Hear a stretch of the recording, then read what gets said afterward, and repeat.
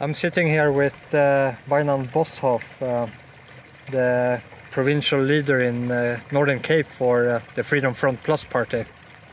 That's and we are in the state of or the city of Orania, and you took your bicycle to this meeting. Yeah, well, it's the fastest and cheapest way to travel, and it's quite nice. The weather is nice, as you can see. So I thought a little bit of wind through there would be just the thing for the moment. I just came down here from the Johannesburg region, and wherever I looked there, I never saw an Afrikaner on a bicycle. Yeah, we grew up on our bicycles in Pretoria and wherever. I grew up in Pretoria. So as children, we traversed the whole area with our bicycles, but it got out of fashion if you don't do it as a sport these days in specific designated areas. For that, it's regarded as unsafe, which I believe it is, and it's a sad thing. I mean, it should be as natural as possible. And if we're going to talk about the party that you represent, when did you decide to engage in politics? I used to take part in politics like I take part in rugby, always on the pavilion, never on the field. Getting very much, charged up about what's happening, but always as a spectator. And then in 2011, I just thought, okay, maybe I should contribute. In that sense, politics as a way of, it's not where everything happens, but everything which happens has to be concluded on the political arena at some stage. And therefore you need people who are driven by an ideal in politics. And why did you decide to engage in the Freedom Front Plus party? Well, I was a member of the Freedom Front Plus ever since its inception in 1994, because the Freedom Front was the political standard bearer, you could say, for Afrikaner self-determination. So I never considered any other party. I always voted for the Freedom Front. And I think it's, although it's a minority party, the big question in minority politics is not, are you going to become a minority of the land, of the country's electorate? It's a question, are you the minority, the majority of your minority? I understand what you mean. So your party is the representative of the Afrikaner community in South Africa? That's right. Out of a population of, say, 56 million, Afrikaners are 2 million, so we are never going to rule the country, and that's not the purpose. But the purpose is to be the mouthpiece of Afrikaners on the political arena. And although we can't dictate from Parliament, it's not like the old South Africa where it was our Parliament and we could make the laws. Everything which can be negotiated is embodied in laws, and that happens in Parliament, so you can't be not there.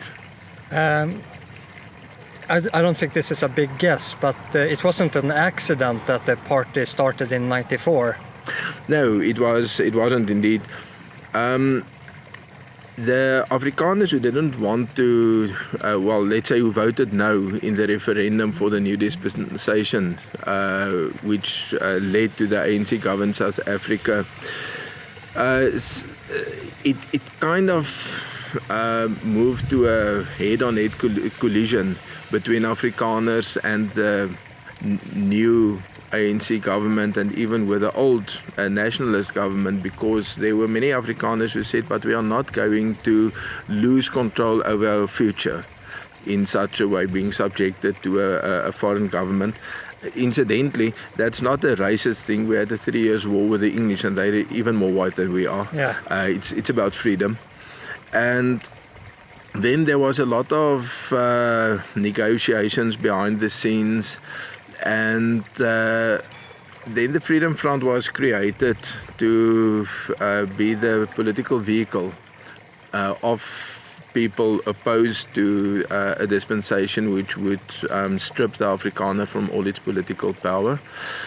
And part of the settlement was that if the Freedom Front attracted enough voters, a substantial part of the Afrikaner vote, then self-determination will be included into the final South African constitution. And that's indeed what happened.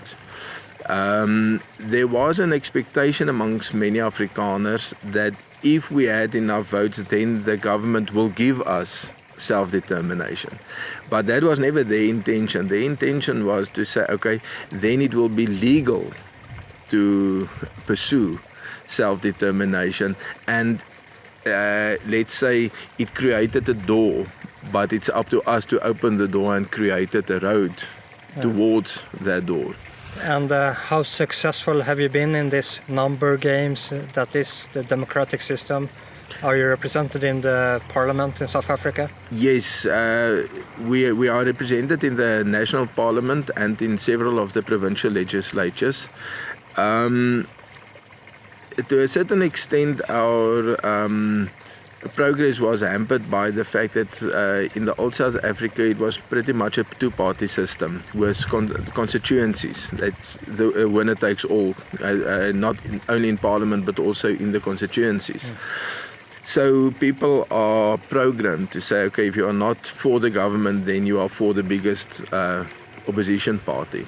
And the Democratic Party, which became the Democratic Alliance, it had been in the old South Africa the standard bearer of liberal values.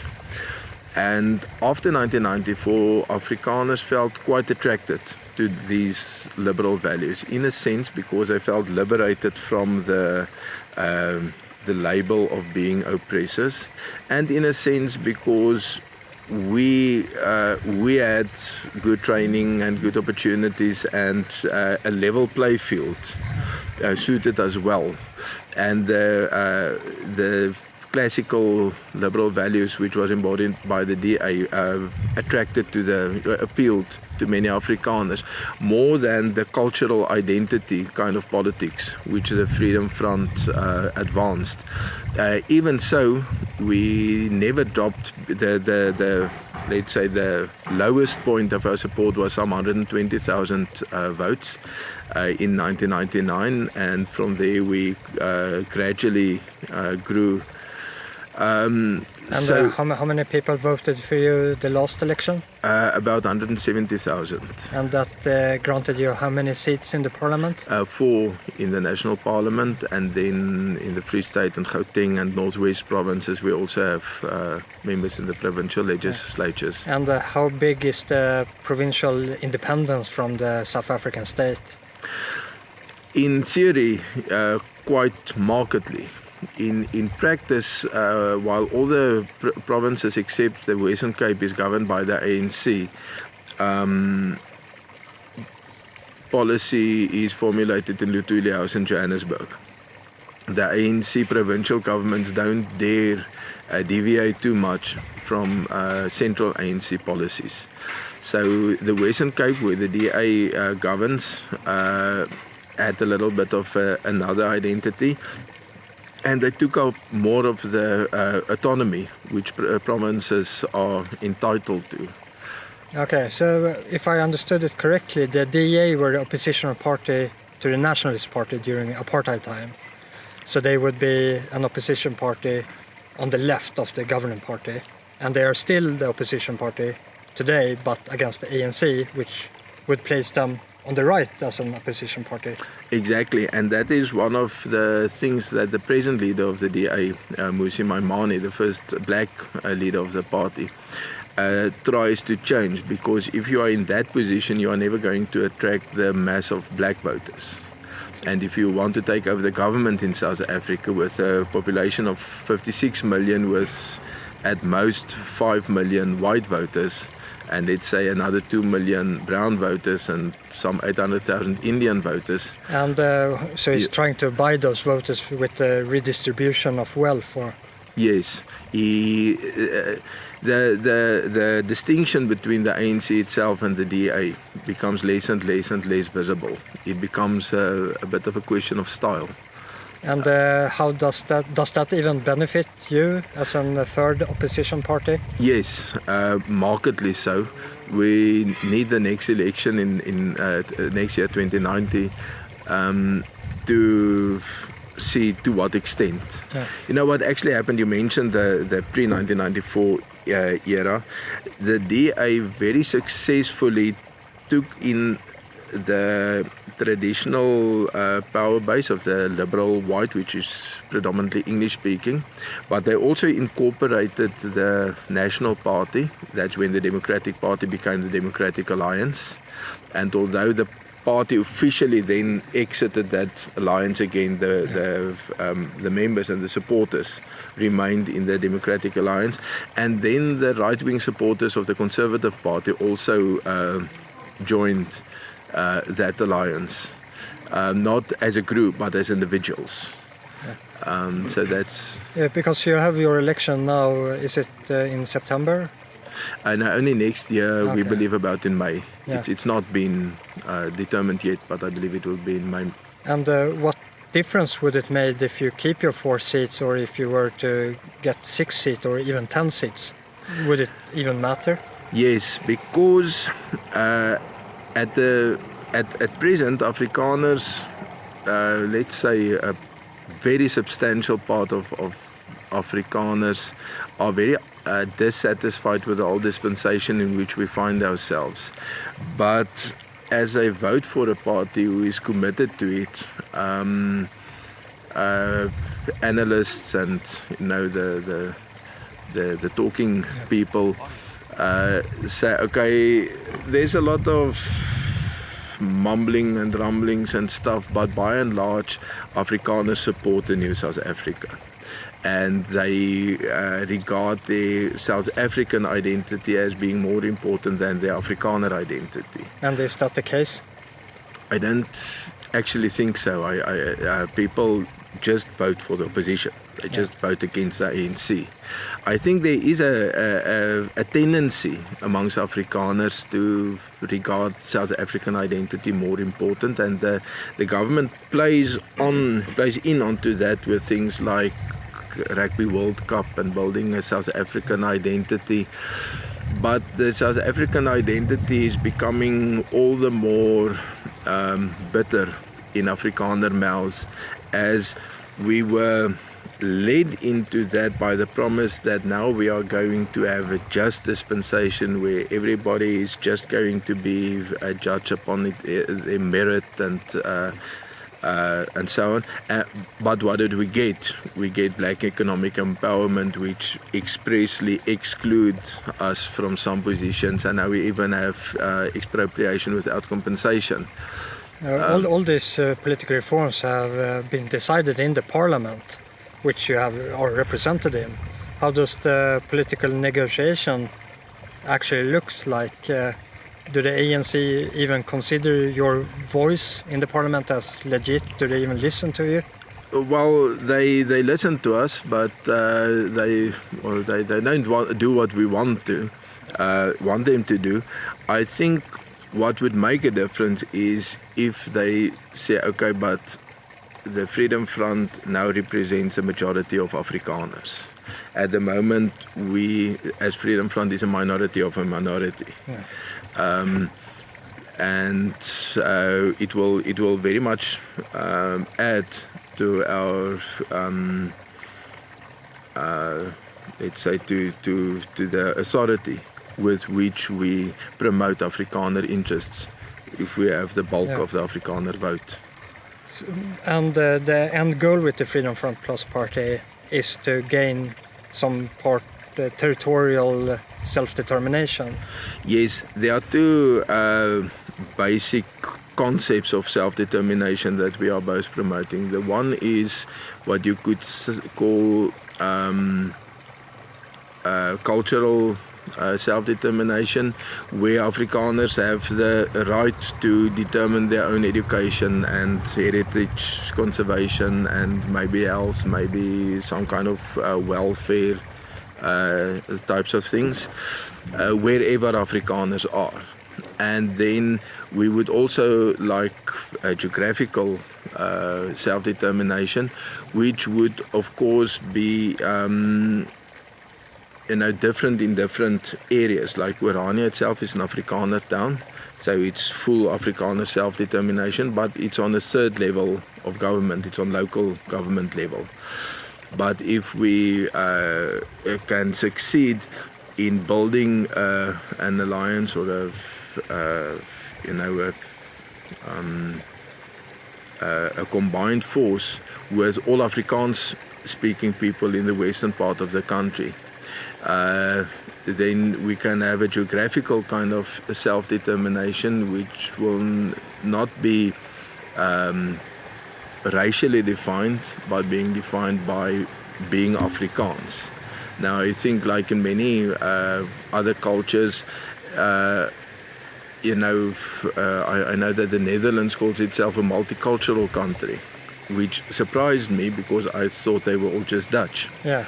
But when you investigate it a little bit further, you realize there are different Netherlandic identities, if I could call it that way. Limburgers and Flemish and Dutch and Zealand and Frisian and so on.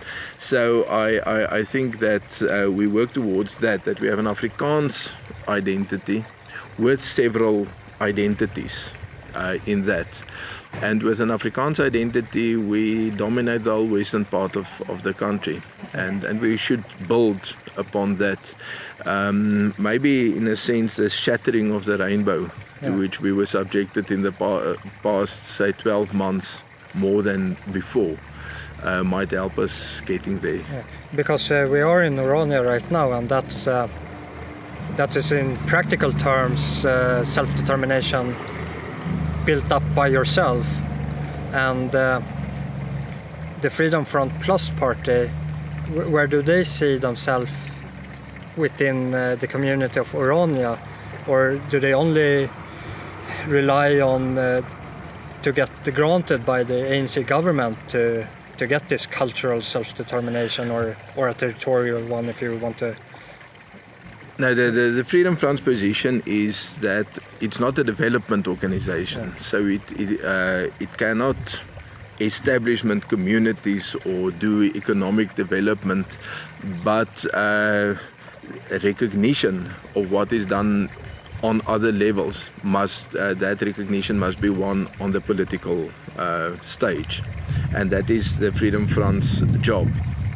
So you could say there are several different roles to be played. If I can refer back to 20th century Afrikaner history, we had the Federation of Afrikaans Cultural Associations, which played their role on a certain place, and then we had the newspapers on their stage, and then we also had the National Party on the political stage.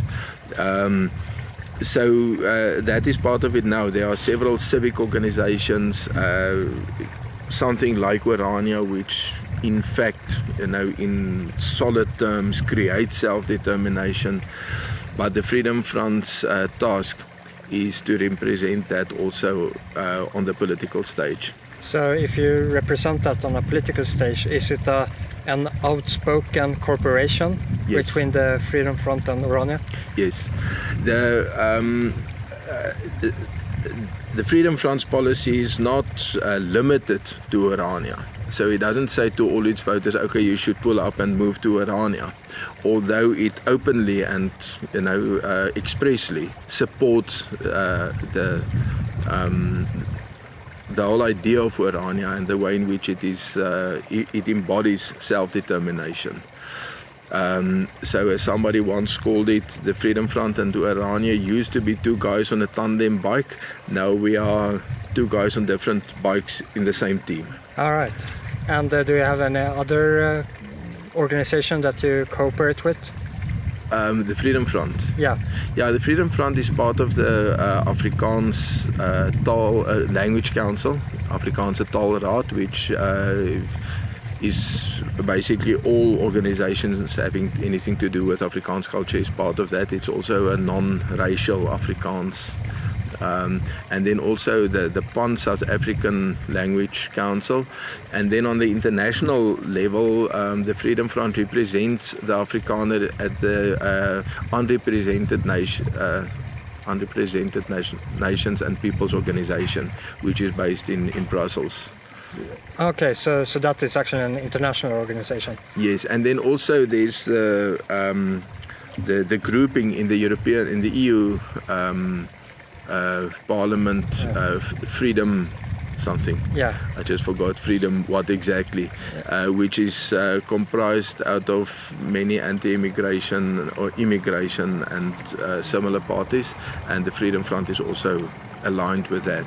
Would it be with Vlaams Belang and those parties? Yes. All right. Because that was going to be my following question, because when I'm here in South Africa I see a lot of domestic cooperation between the Afrikaner communities, and one of those things that really helped ANC and the so-called Black Liberty struggle in the 70s and 80s was the international support. Yes. And I wonder if you can just go in a little bit deeper in how does the relation looks with, for instance, Vlaams Belang or maybe Front National in France and other right-wing parties out there in Europe, and do you get the help that you deserve or need? Well, it's of course a good question what one deserves and what one needs. Yeah.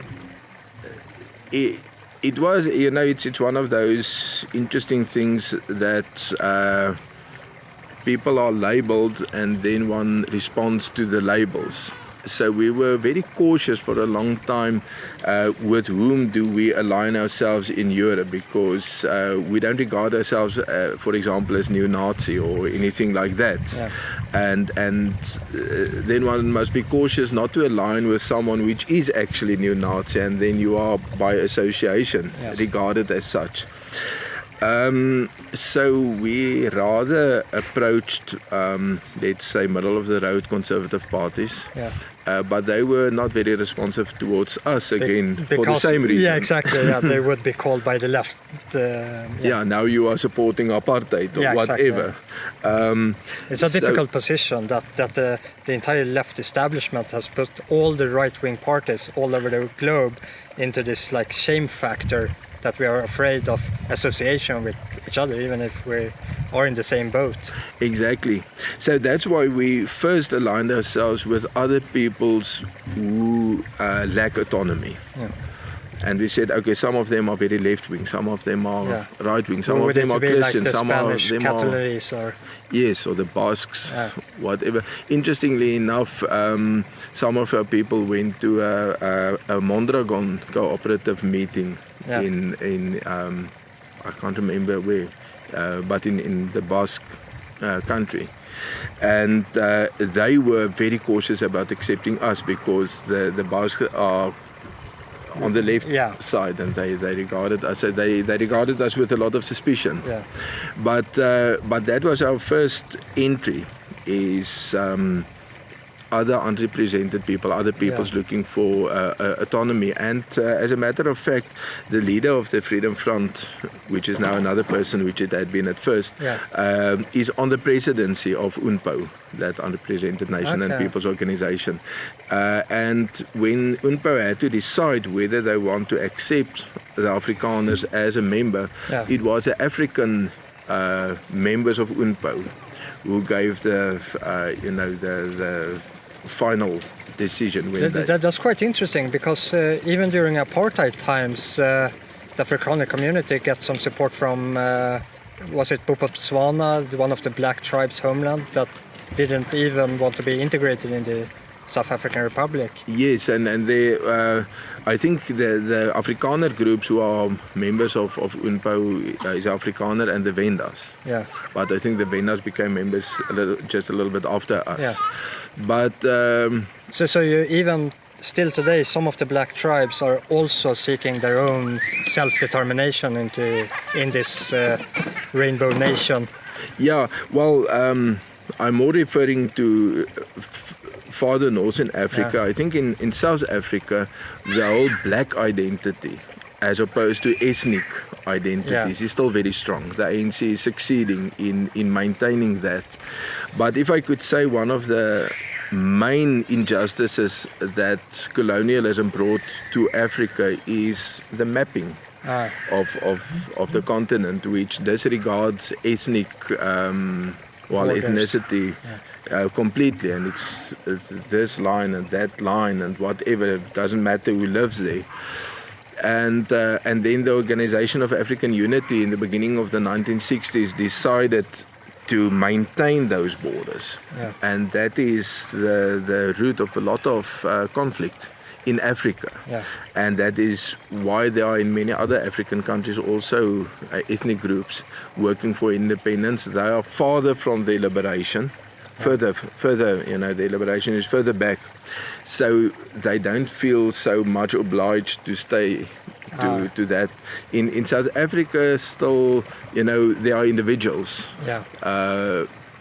But by and large, I would say the black population is still very much dedicated to this whole black identity as opposed to ethnic identities. But even though that they maybe have that double identity, you still have some sort of like tribal homelands based on ethnicity rather than just being black. Yeah, just for an example. On the border between Limpopo province and Mpumalanga. Mpumalanga used to be the Eastern Transvaal, and it is an Nguni dominated part of the country. Some Ndebele, some Swazis and some Zulus in that province. And the Limpopo province is Sotho dominated, especially the Bapedi tribe. And they at the town of Marble Hall, Groblersdal, that area, there's a small area which is always disputed, because both of these groups claim that it's actually Ndebele and Bapedi. And you could say if ethnicity was dead in South Africa, that wouldn't have mattered even a bit. It's a conflict which even goes back to the pre-1994 era, when Lebowa was the homeland for the Bapedi and KwaNdebele was the homeland for the Ndebele people.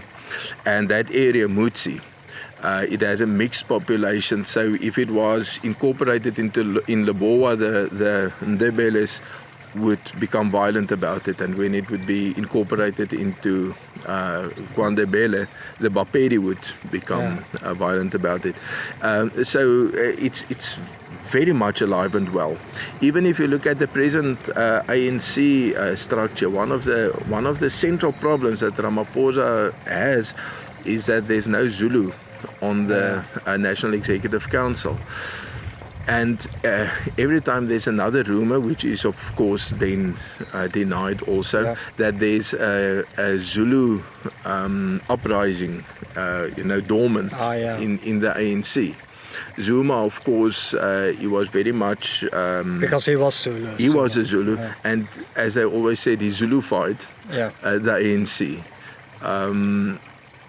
Now what's going to happen with a vote is very unsure. The Inkatha Freedom Party, which had been the Zulu ethnic party, let's say the Zulu Freedom Front, if I can call it like that, all along, they lost basically their whole electoral base to the ANC on the Zuma, for obvious reasons. And since last year, the IFP started winning by-elections in wards in KwaZulu-Natal again. Yeah, it's quite interesting, because when you look at South Africa from an outsider point of view, you see the black-white dynamic and totally miss that you have 11 official languages in South Africa, and only 2 of those languages is white languages, Afrikaans and English. Yes. And I also remember when I was in South Africa in 2008, when you had the xenophobic attacks. And when you hear of xenophobic attacks in a European sense, it's left-wing propaganda of so-called right-wing being out and stirring civil unrest in immigrants areas. But here it was domestic blacks necklacing Zimbabweans blacks because they came over the border and stole their jobs. Exactly. When I was busy with my studies, I had a colleague. It's 4 or 5 years ago. She's an education professor in Lesotho, and we both studied at the University of Pretoria in the education faculty. And she said it's a huge problem for her to go to Bloemfontein, which is near to Lesotho. Yeah. She said it's because I asked her why didn't she complete her studies in Bloemfontein. Yeah. She said no, that's too dangerous for her. I said, okay, but you are also Sotho, how do they recognize you? She said, no, we have a distinct accent to the Free State, to the South African Basotho. So even Lesotho, which is this little country inside, landlocked by South Africa, have that problem. And you could even try, just for curiosity, if you fill up with petrol at the petrol station and you ask a black person who might be the attendant, are you a Zulu? Yeah. Now either you will be, or you will not be, and then you will be very outspoken about it. So it's not, it's not that. No, that's a social test I will take on next time I fill up my car. Yeah. So within this highly dynamic country with all this multiplicity of differences, which were supposed to be the promised land of equality and rainbow nation, that was going to lead the rest of the Western world into their own prosperity and multiculturalism, where do you see the future for the Afrikaner community within this very, very hostile mix of? I think there are three processes working onto a minority. The one is assimilation, the one is extermination, and the one is just being driven out. And if we want to avoid these three processes of being wiped out, because whichever of the three processes, it ends in a wipe out, is that we should concentrate our numbers. And that should not mean a sudden, pulling out of the whole of South Africa. We have quite a role to play in South Africa, but we should gradually move our interests to this western part of the country. And I would specifically, highlight the area from the Orange River to the west coast of South Africa, which is predominantly Afrikaans, and where Afrikaner numbers can really make a difference. If you look at that area I'm mentioning now, it has a population of less than 500,000 people, less than 500,000, but it is about a third of the country. Now, it's not the most attractive part of the country, but with the dropping prices of solar energy, it suddenly becomes possible to really industrialize this part of the country and to make it a kind of a powerhouse. It enables this area to carry a population of 1 million or whatever. I really like that idea, and I think it's really being symbolized in the symbol of Orania, with the little boy rolling up his sleeves and go to work, and that you take the land that no one wants and actually build up a powerhouse from it.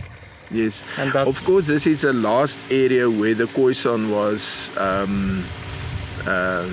was left in peace in South Africa, because it's one of those little things. When the blacks moved into South Africa, let's say from the 12th century or even before that,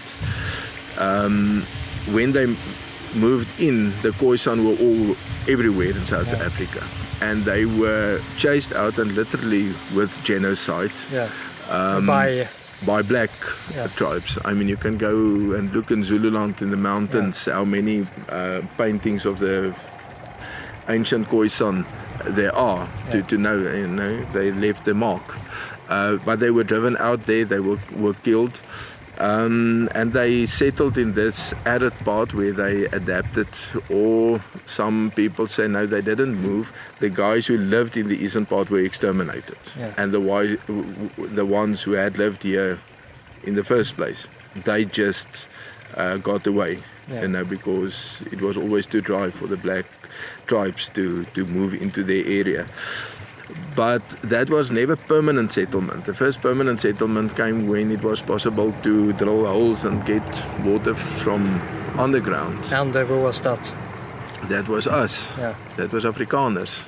We did that. So I think we and the Khoisan descendants, which are both Afrikaans speakers now, we are the people with a real historical stake in this part of the country. And if we can take hands, then it will be possible to just cut us off from the downward spiral, which is happening in South Africa at the moment.